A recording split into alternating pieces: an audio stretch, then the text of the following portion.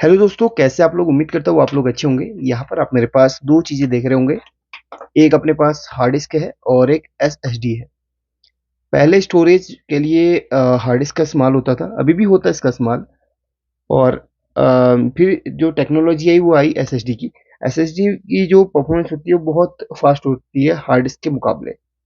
Hard disk के अंदर आपको प्लेटर मिल जाएगा, एक्चुएटर आर्म मिल जाएगा, स्पेंडल और बहुत सारी चीज़ें मिलती हैं। इसकी एक वीडियो ऑलरेडी मैं बना चुका हूँ, उसको देखिएगा जरूर। हार्ड डिस्क के अंदर की जो पार्ट्स है उसका वीडियो का देखेंगे तो काफ़ी चीज़ें आपको सीखने को देखने को मिलेंगी। तो हार्ड डिस्क में एक पीसीबी भी होती है जो मेन जो आपके जो हेड है, प्लेटर है, इन इत्यादि चीज़ों को कंट्रोल करती है। अब हार्ड डिस्क की जो भाई एक डिसएडवांटेज ये होता है कि यार आप इसको बहुत ही केयरफुली लेके जा सकते हैं, लेकिन गलती से अगर गिर गई ना तो इसका हेड टूट गया तो समझ लीजिए हार्ड डिस्क आपकी खराब हो जाएगी।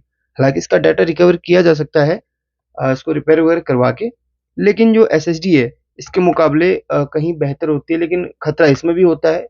लेकिन इसके अंदर क्या चीज़ें होती है वो आज मैं बताऊंगा। हार्ड डिस्क के बारे में पहले बता चुका हूँ।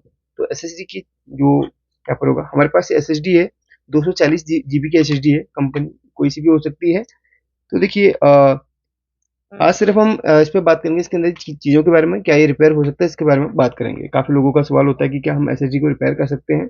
तो जी हाँ, 80% तक आप एसएसडी को रिपेयर कर सकते हैं। इसमें देखिए लॉक चारों तरफ बने हुए हैं। तो अगर आपके पास कोई खराब एसएसडी हो तो ना पहले उसको ट्राई कीजिएगा खोल के। अगर आप पहली बार ट्राई कर रहे हैं तो, या कहीं से भी आप लेके आ सकते हैं कंप्यूटर शॉप से। तो हालांकि ये पूरा फ्रेम इस तरीके से बनाया गया है ताकि ये फिट हो सके उस जगह पे जहाँ पर इसका स्थान बनाया गया होता है लैपटॉप के अंदर, या स्पेशली। अच्छा, काफ़ी लोगों का एक सवाल और होता है कि ये जो छोटी वाली एसएसडी होती है या छोटी वाली हार्ड डिस्क है, इसको हम बड़े सीपीयू के अंदर इस्तेमाल कर सकते हैं डेस्कटॉप के अंदर। जी हाँ, बिल्कुल आप इसको इस्तेमाल कर सकते हैं। प्लग वगैरह सेम होता है, सब कुछ सेम होता है। और ये एसएसडी आप लैपटॉप के साथ साथ आप बड़े वाले अपने सीपीयू के साथ में लगा सकते हैं अंदर से, विंडोज वगैरह इंस्टॉल करने के लिए। ये थोड़ा सा सस्ती पड़ती है।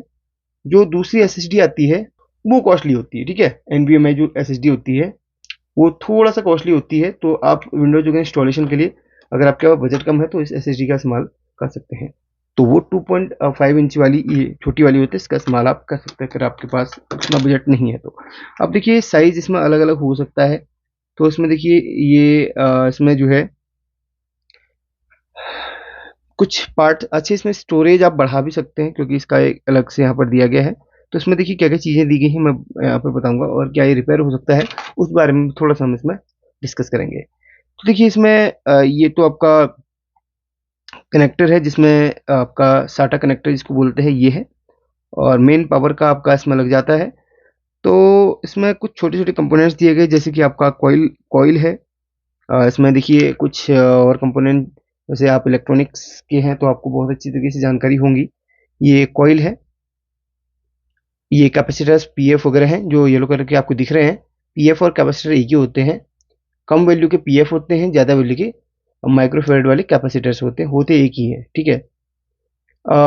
ये आपके वोल्टेज रेगुलेटर हो सकता है।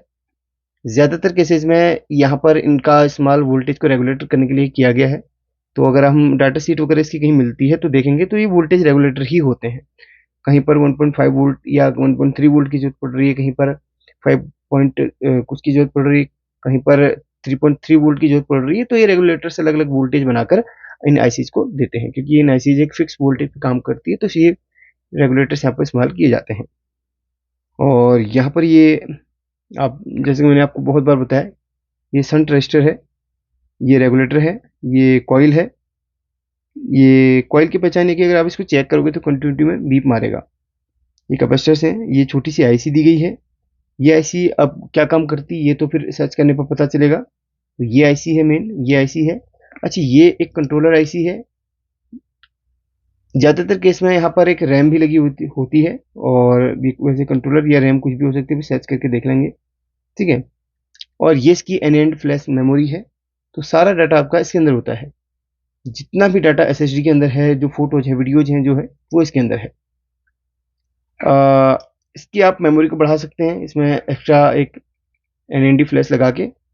अब काफ़ी बार ये जब ख़राब हो जाती है तो यहाँ पर सबसे पहले तो इसमें प्रॉब्लम, अगर गिर के ख़राब हुई है तो डेफिनेटली गिर के अगर ख़राब हुई है तो इसमें जो आईसीज हैं इनको आप रिवॉल्व करें तो इसमें 99% 9 चांस इसके हैं इसके सही होने के।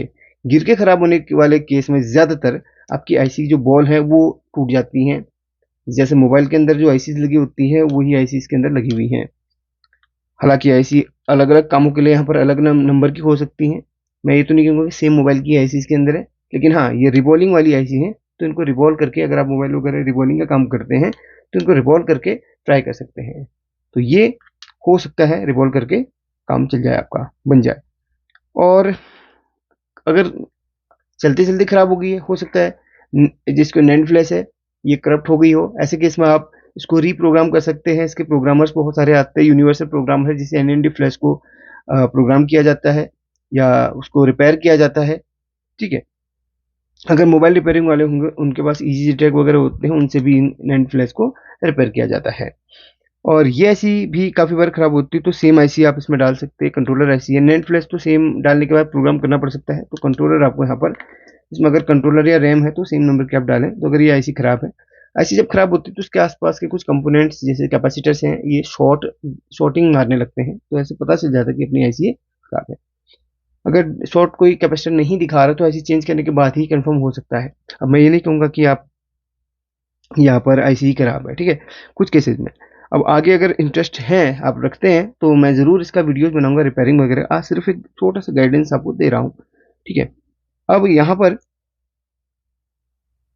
यहाँ पर देखिए ये जो रेगुलेटर्स हैं, जब भी आपको जानना होता है कि कौन सा रेगुलेटर कितनी वोल्ट कौन सी पिन से आउटपुट कर रहा है या कहाँ से इनपुट ले रहा है, उन रेगुलेटर्स के नंबर को आप यूट्यूब या गूगल पर सर्च करेंगे तो आपको वहाँ से डिटेल से सारे रेगुलेटर्स के वर्किंग मिल जाए। बाकी कैपेसिटर्स को, रेजिस्टेंस को और अदर कंपोनेंट्स को चेक करना बहुत आसान है। सिर्फ आप रेगुलेटर्स को, हाँ, रेगुलेटर को एक तुक्के में चेक करने का मतलब है कि आप यहाँ पर क्या है ना कि आप उसमें शॉर्टिंग चेक कर सकते हैं सभी लेग्स की, ठीक है। इनमें कोई लेग में आपस में किसी दो लेग में आपस में शॉर्टिंग तो नहीं, इसलिए चेक कर सकते हैं, लेकिन डिटेल से चेक करने के लिए आपको उनकी डाटा शीट निकाल के चेक करना भी ज़रूरी होता है।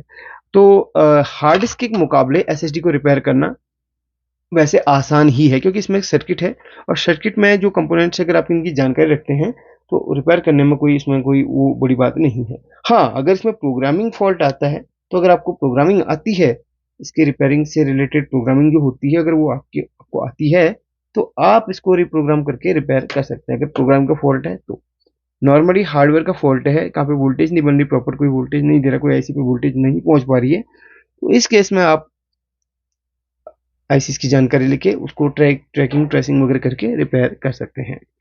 तो नेक्स्ट वीडियो बनाऊंगा, अगर आप इंटरेस्ट हैं तो इसके रिपेयरिंग पे बनाऊंगा। अगर कोई इंटरेस्टेड है तो मुझे कमेंट करके बताइएगा, मैं भी इंटरेस्ट लूंगा इस टॉपिक पर और मैं आगे वीडियोस बनाता रहूंगा ताकि आप लोगों को कुछ नई नई चीज़ें भी बताता रहूं, सिखाता रहूं। ठीक है, टेक केयर। कुछ सीखने के लिए इस चैनल को थोड़ा सपोर्ट करना, आपके सपोर्ट से ही मुझे एक नई चीज़ जानने को सीखने को मिलती है। अगर आप जितना ज़्यादा इंटरेस्ट रखेंगे सीखने में तो मैं उतने ही टॉपिक्स पे काम करता रहूँगा और नई नई चीज़ें सर्च करूँगा, ढूंढूंगा। देखिए ये चीज़, सब चीज़ों में प्रोफेशनल नहीं हूँ मैं। अगर आप लोग मुझे पुश करेंगे यार ये चीज़ मुझे सीखनी है तो मैं इस पर रिसर्च करूँगा और रिसर्च करने के बाद मैं आपके सामने रिपेयरिंग से रिलेटेड वीडियोज़ लेके आऊँगा जिससे आप लोग भी सीखेंगे। ठीक है, आप लोग इंटरेस्ट नहीं दिखाएंगे तो मैं वीडियो भी नहीं बना पाऊंगा। वीडियो अगर तभी बनाऊंगा जब आप इंटरेस्ट रखेंगे। तो मुझे कमेंट करके बताइएगा कि आप क्या क्या चीज़ें और सीखना चाहते हैं, तो उन चीज़ों पे मैं काम करना स्टार्ट करूंगा, वक्त दूंगा और बहुत सारी चीज़ें आपके सामने मैं लेके आऊंगा जिससे आपको बहुत सारी चीज़ें रिपेयर करने में भी आसानी होगी। Thank you.